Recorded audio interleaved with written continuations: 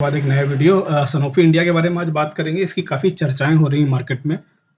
मैंने कई सारे न्यूज़ चैनल्स में देखा इसके बारे में और फार्मा सेक्टर के कई स्टॉक्स हम चर्चा करेंगे। आज इसका पहला वीडियो है। फार्मा सेक्टर्स की बहुत सारी चीज़ें फार्मा सेक्टर में चल रही हैं, ठीक है? सीधे हम काइट पे चलते हैं। इसके ये कंपनी आपको पता ही है फार्मा सेक्टर की एक ठीक-ठाक अच्छा प्लेयर है, ठीक है? सीधे काइट पे चलते हैं, स्ट्रेट फॉरवर्ड। अब देखिए, यहाँ पे मैंने ज़्यादा कुछ लगाया नहीं है, सिर्फ 2 मूविंग एवरेज है जो यूजुअली मैं ज़्यादातर यूज़ करता हूँ, 100 एंड 50। लाइक अभी आप देखेंगे इस स्टॉक ने तकरीबन 20 के आसपास मिड ऑफ 20 या थर्ड क्वार्टर ऑफ 2020 में हम देखेंगे तब से इसने करेक्शन स्टार्ट कर दिया था। 2 ढाई साल से उसी ज़ोन में है तकरीबन 3 साल से, ठीक है? यहाँ के आसपास इसने ब्रेकआउट लिया था। मैंने कई अपने दोस्तों को सजेस्ट किया, खुद भी किया था जब ये ब्रेकआउट हुआ था, ठीक है? और कई लोगों को मैंने बोला भी, लोगों ने लिया भी। ये actual breakout has happened at this level. मैं आपको एक लाइन खींच देता हूँ। ये है, this is a actual breakout, ठीक है? और 1 मिनट में या this is a actual breakout और आप यदि नोटिस करेंगे वो बहुत ही अच्छे वॉल्यूम के साथ भी हुआ है। ऐसा नहीं हुआ है कि केवल लाइक ब्रेकआउट हो गया है। So it's like happened with a good volume. तो वो आपको एक सिग्निफाई कर देता है कि भाई ये जो ब्रेकआउट हो रहा है वो रिटेलर्स ऐसा कोई लाइक ऑपरेटर ड्रिवन ब्रेकआउट नहीं है, ठीक ब्रेकआउट है। एक पंप हुआ है, एक डिमांड आई है, इसके बाद एक करेक्शन के बाद स्टॉक ऊपर चलनी स्टार्ट कर रहा है, ठीक है? ओवरऑल यदि हम पैटर्न बनाने की बात करें तो आप देखेंगे कि डाउन ट्रेंड की जो ट्रेंड लाइन थी उसको बहुत तगड़े से इसने काटा है। इसको मैं एक बार ट्रेंड लाइन को खींचने का प्रयास करूंगा, ठीक है? आप इससे ये इसको मान लेते हैं हम, ये देख लीजिए, ठीक है? अब एक क्वेश्चन आपका ये हो सकता है जो ऑलरेडी आपके मन में आ रहा होगा, उसके बारे में ही हम लोग सबसे पहले डिस्कस करेंगे। सॉरी, ये कलर कॉम्बिनेशन ओके करिए, ये रख लेते हैं, ठीक है? अब एक क्वेश्चन आप लोग मन में आ रहा है कि भाई ब्रेक तो इसने यहाँ भी किया था, ठीक है ना? यहाँ ब्रेक किया बट वो सर्वाइव नहीं कर पाया, फिर वापस आ गया। और क्यों सर्वाइव नहीं कर पाया? देखिए, क्यों सर्वाइव नहीं कर पाया उसका कारण बहुत सारे हो सकते हैं, बट टेक्निकल टर्म्स में यदि हम समझे तो करेक्शन उसका मिड ऑफ 20 में स्टार्ट हुआ था और ब्रेकआउट उसका लाइक मिड ऑफ जुलाई में के आसपास आ गया। और उस टाइम हम देखें तो पूरा फार्मा सेक्टर किसी भी तरह की ब्रेकआउट पे नहीं था। पूरा पूरा फार्मा सेक्टर ही करेक्शन फेज में जा रहा था। इकलौता स्टॉक ब्रेकआउट कर रहा था, कोई सेंस नहीं बन रहा था, ठीक है? और मतलब और दूसरी चीज़ ये आप देखेंगे कि ये कंटीन्यूअस डाउन ट्रेंड बना रहा था, कंटीन्यूअस डाउन ट्रेंड। एक यहाँ एक छोटा-सा पंप हुआ, बनाया, सर्वाइवल नहीं हुआ था उसका, ठीक है? तो इसको आप इस तरह से रिलेट कर सकते हैं कि भई आप मान लीजिए इस ब्रेकआउट पे भी आपने लिया भी होता, आप एक नियम से चल रहे हैं, आप एक रूल फॉलो कर रहे हैं कि भाई ट्रेंड लाइन आपकी आपने ब्रेक की है और मैंने वहाँ पे ले लिया, डाउन ट्रेंड की ट्रेंड लाइन है, एक अच्छा ब्रेकआउट हुआ तो मैंने ले लिया।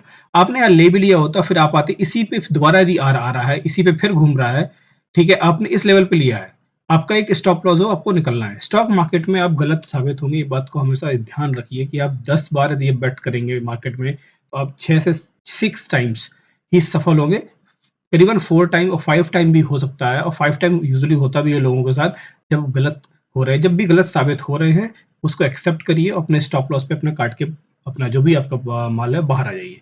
कभी जिद मत करिए, मार्केट से लड़ने का प्रयास मत करिए।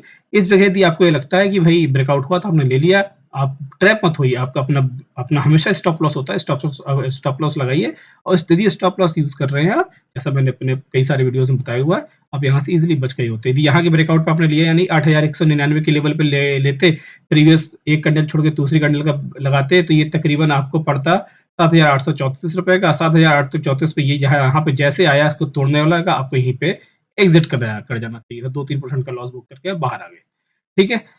अब यहाँ पे आप इसलिए ट्रैप नहीं हुए, आप इतने बड़े लॉस से बच गए, जो ये 5000 के लेवल पे आ गए, यानी 50% से ज़्यादा मनी आपकी वो उड़ा देता है यदि आप रुके रहते उसमें, ठीक है? इसलिए हमेशा अपना एक सिस्टम बनाइए, अपना एक पूरा एक आर्किटेक्चर फ़ॉलो करिए, उस हिसाब से ट्रेडिंग करिए। सबका अलग-अलग हो सकता है, अलग-अलग मेथड होता है, किसी का कोई मेथड नहीं होता है, ठीक है? और जो भी मैं आपको बता रहा हूँ उसको एज़ इट इज़ फ़ॉलो करने की ज़रूरत भी नहीं है। आप अपना एनालिसिस करिए, अपना दिमाग लगाइए, अपने हिसाब से देखिए कि ये स्टॉक कैसे बिहेव कर रहा है। हर स्टॉक का बिहेवियर अलग हो सकता है, हर सेक्टर का बिहेवियर अलग हो सकता है, ठीक है? तो अब देखिए यहाँ पे ब्रेकआउट हुआ है और जो मुझे अब यहाँ से लग रहा है, यहाँ वाले ब्रेकआउट में मैं ट्रैप नहीं हुआ था, मुझे पता था, ठीक है?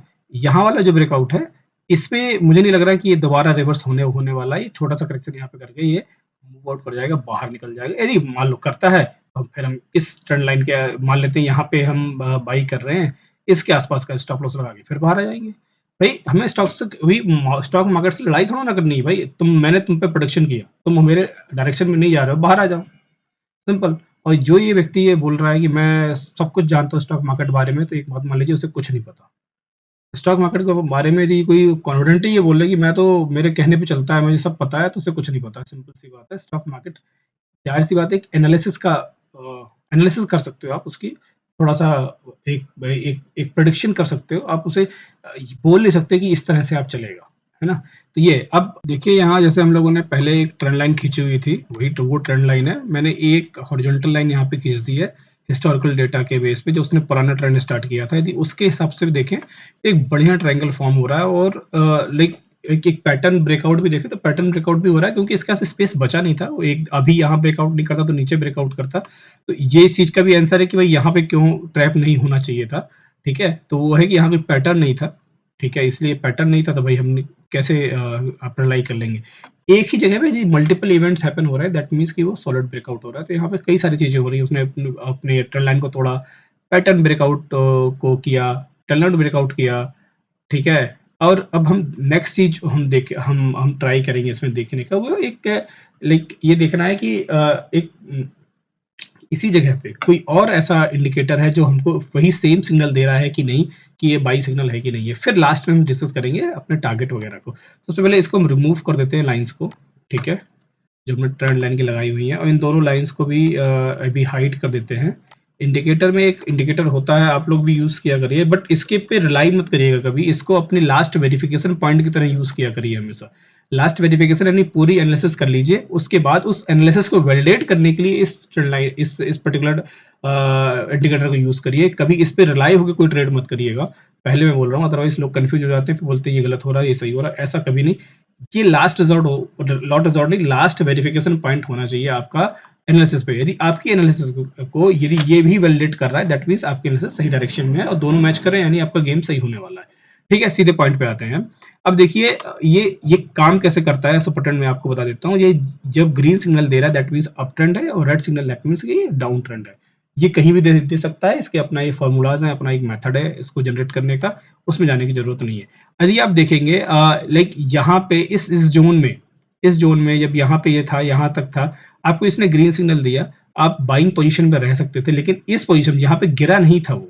ये ध्यान करिएगा सुपर ट्रेंड ने गिरने के पहले ही आपको सिग्नल दे दिया था कि it is gonna be down trend. आप जैसे ही ये ट्रेंड आपका ग्रीन रेड होना स्टार्ट हुआ यू कैन लाइक और कमिटेड हो सकते हैं कि भाई मुझे अब सेल पोजीशन लेनी है या अपने स्टॉक को यहाँ से हटाना है अपनी बकेट से या अपने पोर्टफोलियो से, ठीक है? अब डाउन पे आने के बाद देखिए इसने अपने आप को ग्रीन कन्वर्ट कर लिया है, यानी कि जो हमारी एनालिसिस थी कि भाई ब्रेकआउट हो रहा है या हो गया है, उसको इसने वैलिडेट कर दिया और ये वैलिडेट कर दिया है तो भाई ऐसा तो होगा नहीं कि रिवैलिडेट कर दिया है तो अब वो दोबारा से फिर से एक यदि ब्रेकआउट हो रहा है तो एक एक पर्टिकुलर एक लाइक लाइक टारगेट अचीव करने के बाद ही वो दोबारा करेक्शन होता है ना, बीच में करेक्शन थोड़ा ना होता है। करेक्शन के बाद एक ट्रेंड होगा, ट्रेंड के बाद फिर करेक्शन होगा, करेक्शन के बाद दोबारा करेक्शन नहीं होता ना, होता है तो उसका भी एक लॉन्गर करेक्शन होता है। इस तरह नहीं होता कि भाई एक अभी हो रहा था फिर से हो जाएगा, ऐसे नहीं होता, ठीक है ना? तो यहाँ पे अब हमारा ये वैलिडेशन पॉइंट भी क्लियर हो गया कि भाई हमारी जो एनालिसिस थी वो सुपर ट्रेंड के हिसाब से भी सही है। तो अब सीधे आते हैं मुद्दे की बात पे, वो मुद्दे की बात ये है कि इसका टारगेट क्या होना चाहिए और ड्यूरेशन क्या होना चाहिए। देखिए अभी ये ट्रेंड कर रहा है 7159 पे।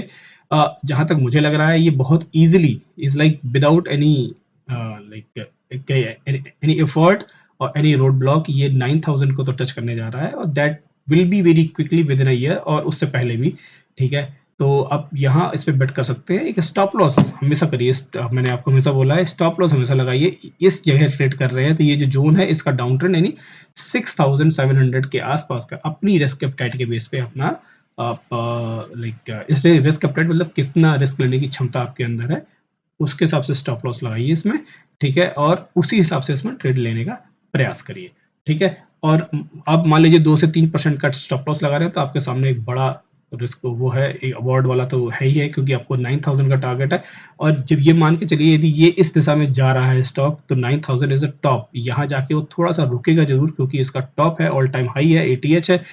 लेकिन इस जगह रुकने का मतलब होल्ड होगा, अपनी स्पीड को, ट्रेंड को वहाँ से बदलने वाला नहीं है, फिर वो बहुत ऊपर जाने की दिशा में आगे बढ़ेगा।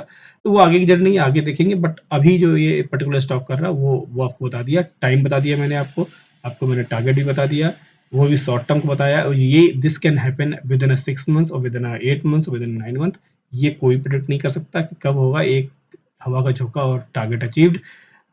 वो स्लो भी हो सकता है, वो तेज भी हो सकता है। ठीक है दोस्तों, तो ये था आज। और इस फार्मा सेक्टर के हम अलग-अलग वीडियोस बना रहे हैं, अलग-अलग कंपनीज का। तो ये फार्मा सेक्टर के बहुत सारे वीडियोस अभी आगे आने वाले दिनों में आपके पास होंगे, उसको देखते रहिए। ये फार्मा सेक्टर में बहुत कुछ हो रहा है, और जब किसी सेक्टर में बहुत कुछ होता है तो फिर स्टॉक्स में अपने आप ही अलग लेवल की हवा पुल होती है, जो कि 2008 के बाद बहुत सारी कंपनीज में हुई थी। उसकी चर्चा आगे करेंगे। थैंक यू दोस्तों। इस तरह की इंटरेस्टिंग फाइनेंशियल अपडेट्स के लिए या स्टॉक के अपडेट्स के लिए, म्यूचुअल फंड के अपडेट्स के लिए आप मेरे ट्विटर हैंडल फिनवेस्टिंग एके को भी फॉलो कर सकते हैं। मैं इस पे भी कुछ डालता रहता हूँ, ठीक है। और इसी तरह से मेरा फेसबुक पेज भी है, फिनवेस्टिंग एके के नाम से। फोटो आप लोग देख रहे हैं, ये सेम मेरे चैनल पे भी है, ट्विटर हैंडल पे भी है और फेसबुक पे भी। इसको भी आप लोग फॉलो कर सकते हैं, इसको भी ट्रैक कर सकते हैं। ये आप लोगों की काफ़ी मदद करेगी चीज़ों को अपडेट जल्दी आप तक। वीडियो को अंत तक देखने के लिए आपका बहुत-बहुत धन्यवाद। वीडियो अच्छा लगा हो तो इसको लाइक और शेयर करें और चैनल को सब्सक्राइब करें। Thank you.